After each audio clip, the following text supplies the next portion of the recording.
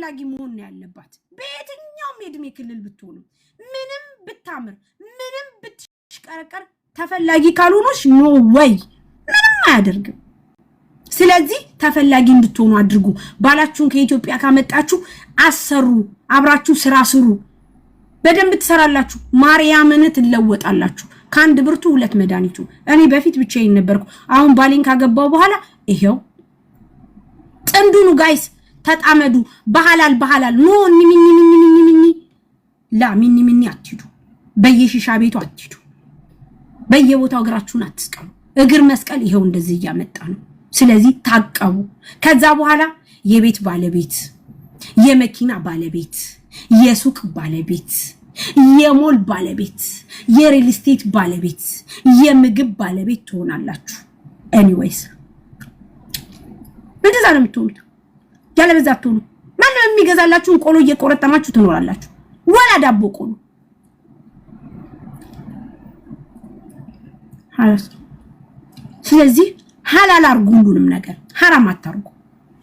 حرام ለምንድን ነው ወዲያ ምን ከወንድ ጋር የምትሄዱት? ሐላል በሐላል ጋብቻ በሐላል በቃ ሐላሌ ነው በቃ ባሌ ነው ምን ታመጣለህ? ባሌ ብለው ፍቅሬ ብለው መውደዴ ብለው ቅብጥሬ ብለው የኔ ውድ የኔ ፍቅር ባሌ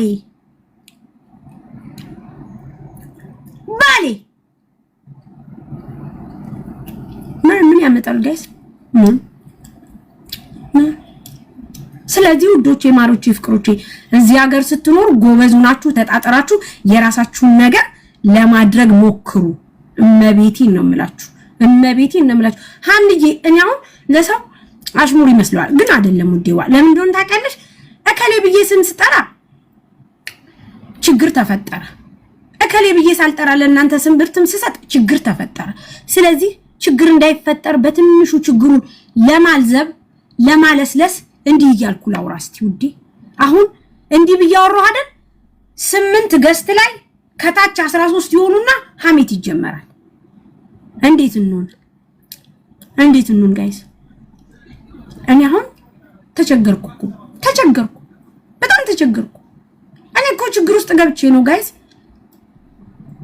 አሁን እኔ ላይሰንስ ብርቅ ነው የምባል ሰው ነኝ። በስሜ ከሰው ቤት ስራ ወጥቼ ከድማዳም ቤት ወጥቼ ከዛ ስራ ወጥቼ በራሴ ወጥቼ አግብቼ ይሄ ውድ ባል አይ እንደው ምን ይሻለናል? ጌታን ነው የምላችሁ፣ የምር ነው የምላችሁ፣ ማርያምን ነው የምላችሁ። የምር ልንገራችሁ፣ ብራችሁን ያዙ። ከዛ በኋላ ቢያንስ ላይሰንስ ለማውጣት እንኳን ውብዬ ማርያምን ነው የምላችሁ፣ ላይሰንስ የሱቅ ፍቃድ ለማውጣት እንኳን እስከ 50 ሺህ ብር ያስፈልጋችኋል። ያኒ ለቤቱ ኪራይ፣ ለላይሰንሱ፣ ለምጨርሱበት ዋቴቨር ያስፈልጋችኋል። ያንን ነገር አርጋችሁ ደግሞ የተወሰነ ስራ ለስራ ብትሉ እንኳን የተወሰነ ብር ያስፈልጋችኋል። ያንን ከያዛችሁ እመቤቴን ነው የምልሽ እንትን ትላላችሁ።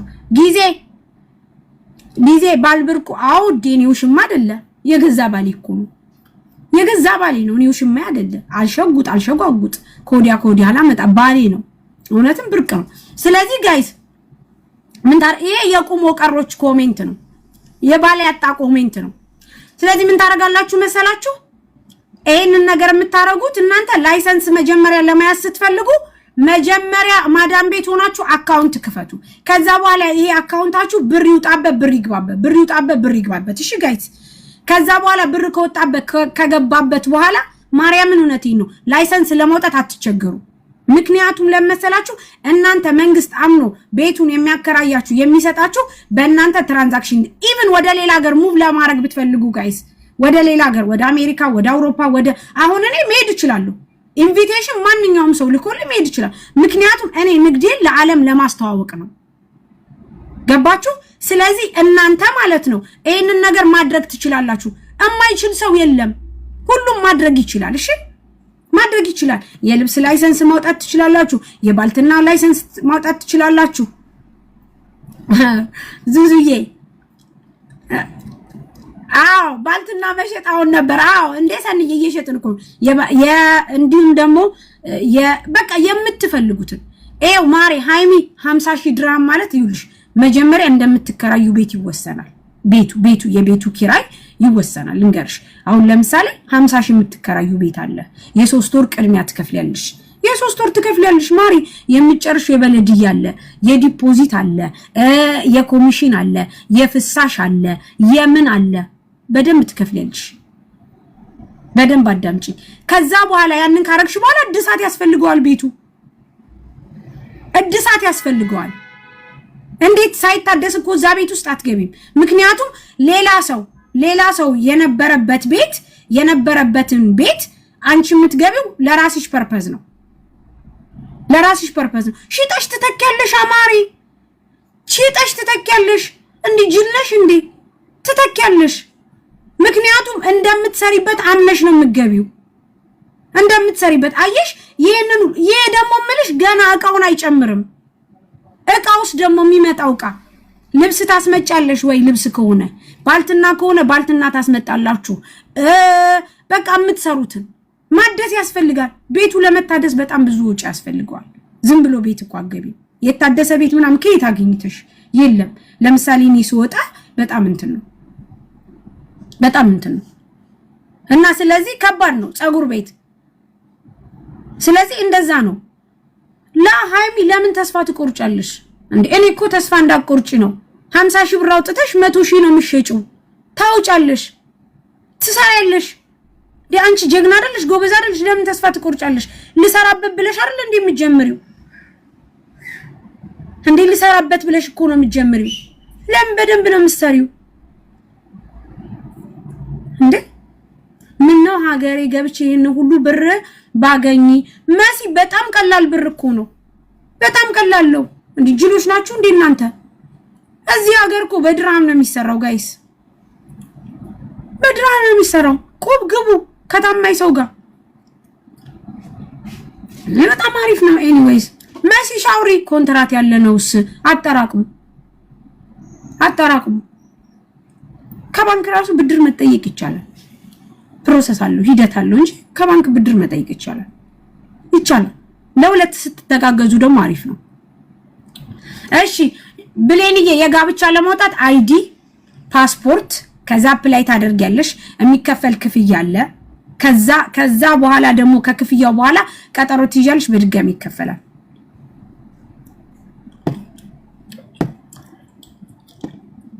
እንደየላይሰንሳችሁ ይለያያል ጋይስ።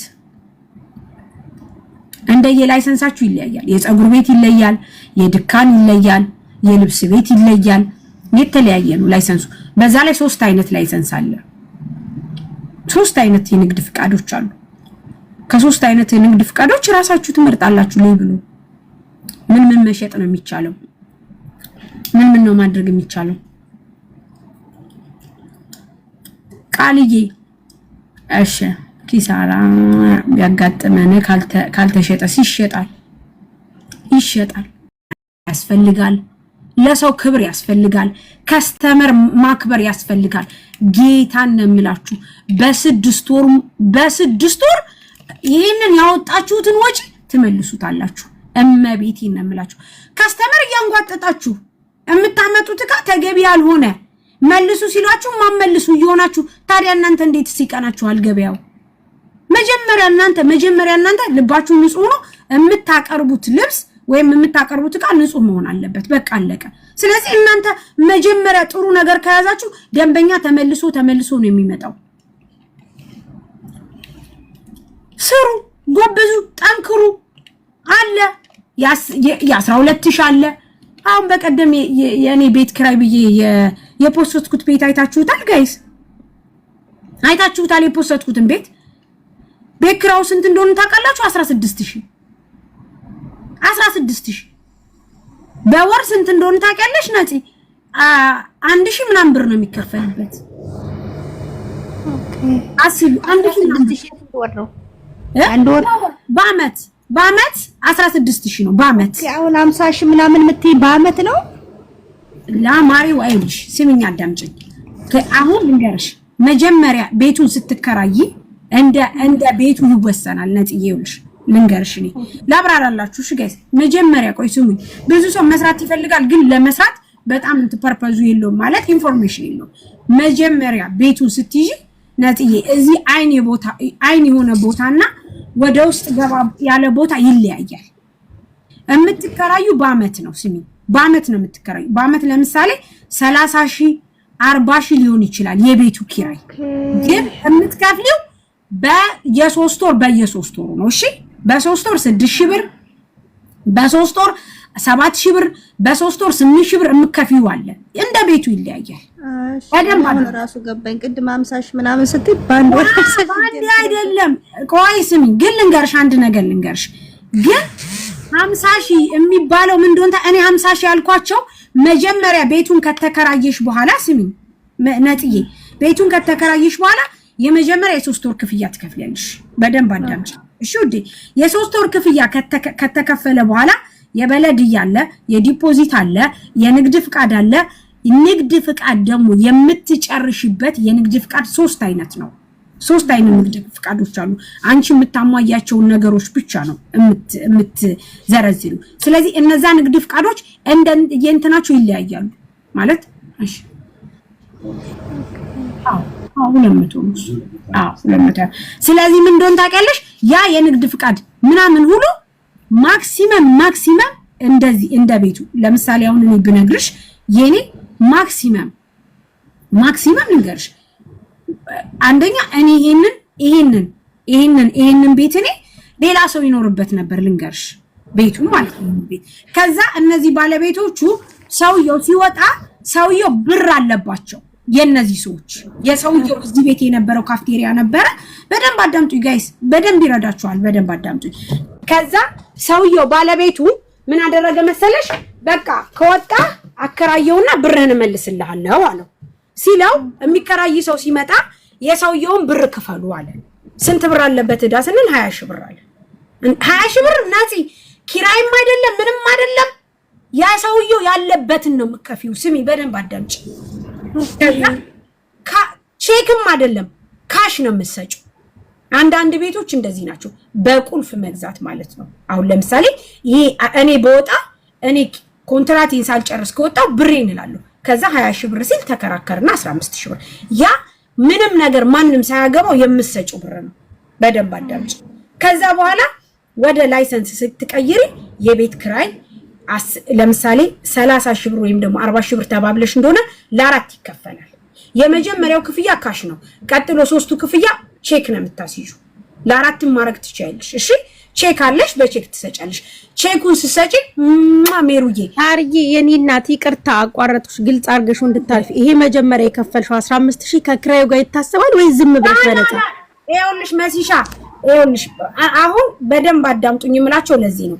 እኔ ለምሳሌ ይሄ ቤት አሁን ተከራይቼዋለሁ አይደል ነፂ? ኮንትራቴን ሳልጨርስ ይሄ ቤቱ ባለቤት ከኔ ጋር ወይ ይጣላና ወይ ደግሞ ከዚህ እንደዚህ ይሆንና ሂድ ውጪ ሲለኝ እኔ ኮንትራቴ አለ ገባሽ? የዚህ ስለዚህ ያ ኮንትራቴ ደግሞ እስካልጨረስኩ ድረስ ብር እፈልጋለሁ። ብር ስፈልግ ደግሞ ምን ይፈልጋል መሰለሽ? ያንን ብር የሚገባው ሰው ነው የሚከፍለው፣ ከነሱ አይሰጡትም። ስለዚህ እኔ ቤቱን ስለምፈልገው ቤቱን ፈልጌዋለሁ፣ አይን ነው ቦታው፣ ምን ማድረግ አለብኝ ስል ግዴታ መክፈል አለብኝ። ስለዚህ የሰውየው ተከራይቶት የነበረው ወር አመት እስኪያልቅ አንቺ በዛ ብር ተቆየሽ ማለት ነው? ኖ አልቆይም። ቁልፍ ነው በቃ ከነቃው ነው የምገዛው። እቃው ከነቃው ባልትናው እንዳለ እቃው እንዳለ ገዛሁት።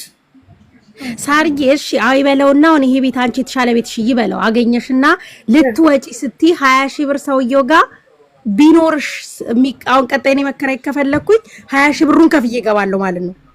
አዎ ሲጀመር ሰውየው ለምን እንደሆነ ታውቂያለሽ? ይሄ ሰውዬ የሚያከራየው ሰውዬ እኔን ውጪ ሲለኝ ከነቃዬ ትቼለት እወጣለሁ። ምክንያቱም ያለ አግባብ ውጪ ነው የተባልኩ ገባሽ? ከነቃዬ ውጪ ሲወጣ ይሄ ነው ግምቱ። ይሄ ቤት ክራለኝ አልፈልግም ይሄንን ብር ስጡኝ ይላል። ከዛ ይገመትና አንቺ መተሽ እዚህ ቤት ልገቢ ስትይ እቃውን ስትፈልጊ ሽጪው፣ ስትፈልጊ ጣዩ፣ ስትፈልጊ አይመለከተውም። እነሱ የሚያስገቡሽ ያንን ብር ከፍለሽ ነው።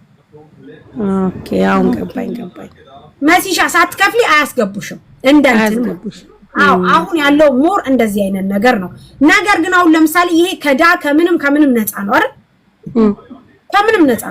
ከምንም ነፃ የሆነ ደግሞ ኪራዩ በጣም ቶፕ ነው ኦኬ ይወደዳል ኪራዩ ምክንያቱም ከምንም ነፃ ነው የቤት ክራይ ብቻ ነው ሀብለሽ የምትጀምሪው ወሽ ስለዚህ ይሄንን ለምሳሌ ያንን 15000 ብር ባንድ ጊዜ ከፍለሽ መገላገል ይሻልሻል ወይንስ ይሄንን 50000 ብር መከራየት ይሻልሻል 15000 ብር ይሻልሻል በአመት ስንት ይመጣል እንደዚህ ነው ወይ ብለሽ ታመዛል ቤቱን ከወደድሽው ደግሞ ትከፍያለሽ እንደምትሰሪበት ታውቂያለሽ እንደ ቦታው ኦኬ እንደ ቦታው ነው ገባሽ አሰራበታለሁ ብለሽ ከዛ ምን ይደረጋል መጀመሪያ እንደነገርኩሽ አንቺ የምታስይዣቸው ብዙ ፕሮሰሶች አሉ ካንቺ የሚጠበቅ ብዙ ነገሮች አሉ ያንን ነገር ካደረሽ ካሟላሽ በኋላ የቤት ክራይ እንደነገርኩሽ ለ4 ወይም ለ3 ይከፈላል አከፋፈልሽ በአመት ወይ በ3 ወር ወይ በ4 ወር ትከፍያለሽ ከዛ የምታስይዣቸው ዲፖዚቶች የኮሚሽን የበለድያ በቃ በህጉ መሰረት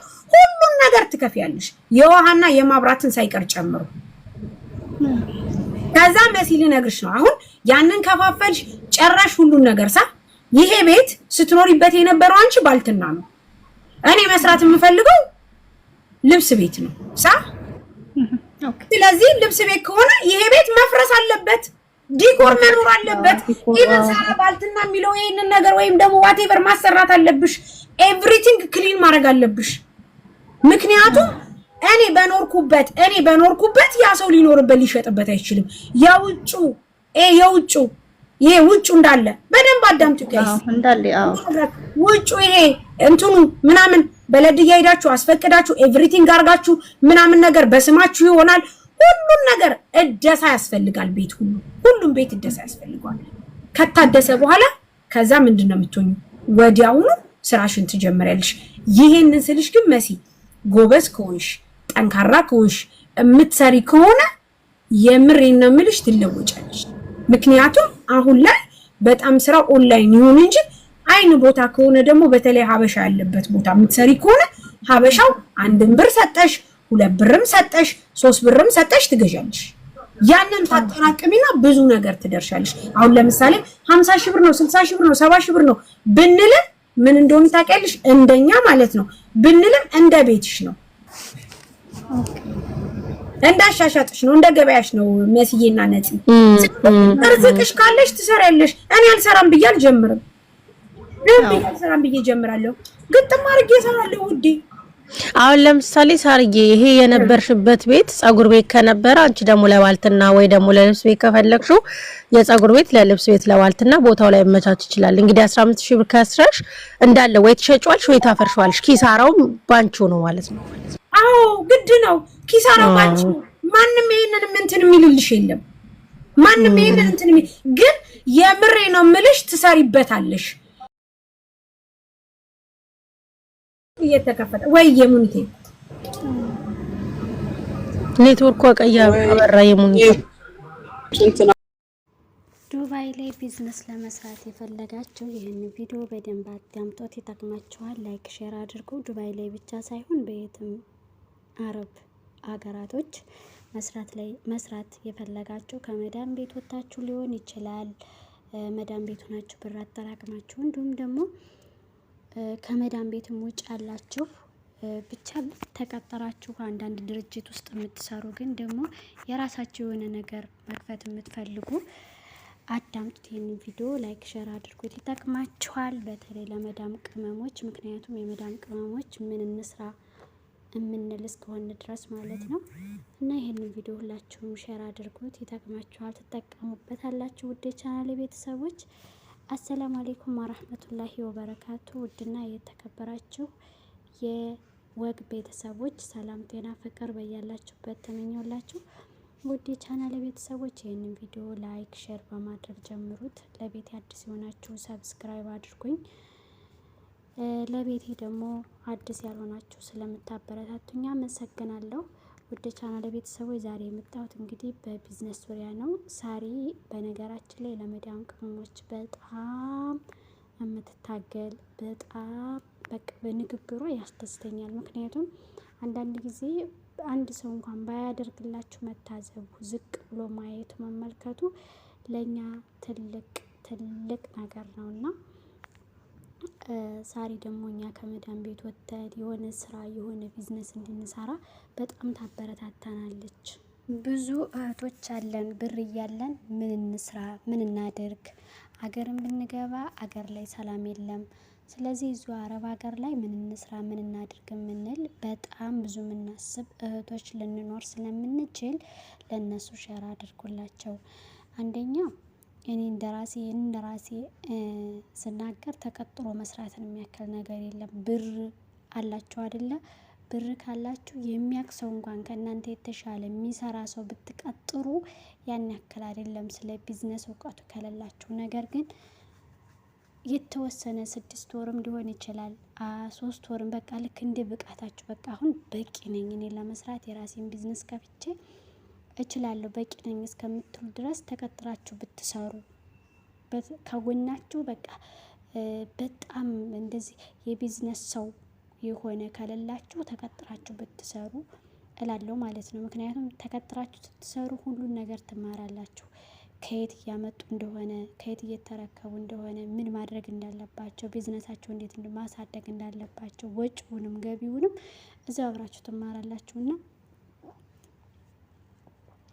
እሱ ላይ ተቀጥራችሁ ብትሰሩ ብዬ አበረታታችኋለሁ። ከመዳን ቤት ወጣችሁ ቀጥታ የሆነ ቢዝነስ ከምትከፍቱ ማለት ነው።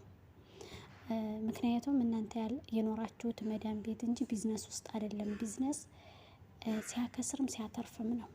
ልክ ሲያከስራችሁ እናንተ ውስጣችሁ ስብር እንዳይል፣ ቅስማችሁ ስብር እንዳይል መጀመሪያ መማር አለባችሁ እያስባለሁኝና በዚሁ አጋጣሚ ሳራ ያለውን ነገር በቃ ከባድ የሆነውን ነገር እንኳን ቀላል ነው፣ ስሩ፣ ትችላላችሁ፣ እናንተ ጎበዝ ናችሁ፣ የማትሰሩት ነገር የለም፣ በርቱ፣ ጠንክሩ ስለምትል እኔ ሳራ በጣም ትመቸኛለች። በጣም ነው የምወዳት ስብዕናዋ ምናምን እኔ በጣም ነው የምወዳት በነገራችን ላይ እና አንድን ሰው ስትወዱ ደግሞ የሆነ ነገር ትመኛላችሁና እንደው አላህ እስልምና ቢወፍቃት አይታወቅም በምን እንደሚቀይራት የአላህ ሱብሃነሁ ወተዓላ ተአምረና ከምወደው ነገር መመኝላት እሱን ነው ስለምወዳትም ማለት ነው። እና ውድ ቻናል ቤተሰቦች ይህንን ቪዲዮ ሼር አድርጉላቸው። ብዙ መጠቀም ብዙ መስራት የሚፈልጉ ብራቸውን እጃቸው ላይ የያዙ ወደ ስላሉ ብራችሁን ባንክ ቤት አስቀምጣችሁ ብር አለን ብላችሁ ሳታወሩ ከመዳን ቤት እንደወጣችሁ ተቀጥራችሁ ስሩ። ተቀጠሩ፣ ስሩ። 2 ወር 3 ወር 6 ወር በደንብ ስሩ። በደንብ ውጡ፣ ግቡ፣ እዩት። የቤት ኪራይ እንዴት ነው? ቢዝነስ ሲሰራ ከመጀመሪያ እንዴት ነው? ክፍያው የት ነው? ቤት እንዴት ነው የምንከራየው? እንደገና ላይሰንስ እንዴት ነው የምናወጣው? ከዛ ከየት ነው የሚረከቡት? ከየት እያመጡ ነው? በነገራችን ላይ ሀበሻዎች የሚያስረክቡ አሉ። ግን የሀበሻዎቹ ቢያስረክቧቸውም ውድ ነው አሉ። ሶማሌ፣ ሌላ ደግሞ ሶማሌ ብቻ ሌላ ዜጎች አሉ ማለት ነው። የእነሱ ጋር ሲሆን በረካሽ ያስረክባሉ። ሀበሻዎች ያስረክባሉ ግን ያስወድዱብናል። እና ለእኛ ቢዝነስ ስንሰራ ደግሞ ረከስ ካለ ቦታ በጅምላ ከሚያስረክቡን ቦታ ከዛም ትተን ነው ማስረከብ ያለብን። ስለዚህ እዛ ነገር ላይ ጥንቃቄ አድርጉ፣ ፎከስ አድርጉ። ሁላችሁም ስሩ፣ ጠንክሩ፣ በርቱ። አለኩል ያለን ውድ ቤተሰቦች የመዳሜ መታ አቋረጠችኝ። ከመዳም ቤት ውጡ ስል ሰምታ ለመሰለኝ መዳም መታ ሪከርዱን አቋረጥኩት ማለት ነው። ቪዲዮ እየሰራው ነበርና ቪዲዮዬን አቋረጥኩት እና ሁላችሁም እዚህ ላይ ጥንቃቄ አድርጋችሁ ስትሰሩ የሆነ ነገር ስትሰሩ በዙሪያው አጥኑ። ምን መስራት እንዳለባችሁ፣ የት መስራት እንዳለባችሁ፣ ቦታውን፣ አካባቢውን በደንብ ጥንት ካደረጋችሁ በኋላ መስራት ትችላላችሁ፣ መለወጥ ትችላላችሁ። ወደ ቻናል ቤተሰቦች ይህንን ቪዲዮ ሼር አድርጉላቸው። ብዙ መጠቀም የሚፈልጉ ብዙ መስራት የሚፈልጉ የመዳም ቅመሞች ስላሉ ሼር አድርጉላቸው። የሆነ ነገር ስትሰሩ ደግሞ ወደ ቻናል ቤተሰብ የምትወዱት ነገር መሆን አለበት። ልብስ ከሆነ የምትወዱት ልብስ ነግዱ። እንደገና ደግሞ የሆነ ብቻ የሆነ የምትወዱት እናንተ የማትሰላችሁበት የምትወዱት ነገር ነው ገበያ መያዝ ያለባችሁ ማለት ነው። ሰው የርዝቁን ነው የሚበላ እንደነገርኳችሁ።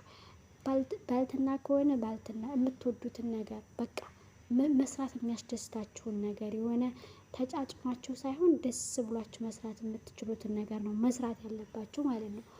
እንደገና ደግሞ ምናልባት ሽካ ሙካ ሱቅ ከሆነ ሽካ ሙካ፣ ኮስሞቲክ ከሆነ ኮስሞቲክ፣ በቃ የሆነ አለ አይደል እናንተን የሚያስደስታችሁ ከእናንተ ጋር የሚሄድ ስራ ነው መስራት ያለባችሁ። ውድ ቻናል ቤተሰቦች ደስ የሚላችሁን ሰርታችሁ የምትደሰቱበትን ሰርታችሁ የምትረኩበትን በቃ የሆነ ደስ የሚላችሁ ነፃነት የሚሰጣችሁን ስራ ነው መስራት ያለባችሁ። ግን ይህንን ለማድረግ ደግሞ መጀመሪያ ተቀጥራችሁ ስሩ። የቻናል ቤተሰቦች ይህንን ቪዲዮ ላይክ አድርጉ፣ ሼር አድርጉ። ወዳችኋለሁ፣ አከብራችኋለሁ። ሰብስክራይብ ያላደረጋችሁ የሰብስክራይብ አድርጉ እንዳትረሱ።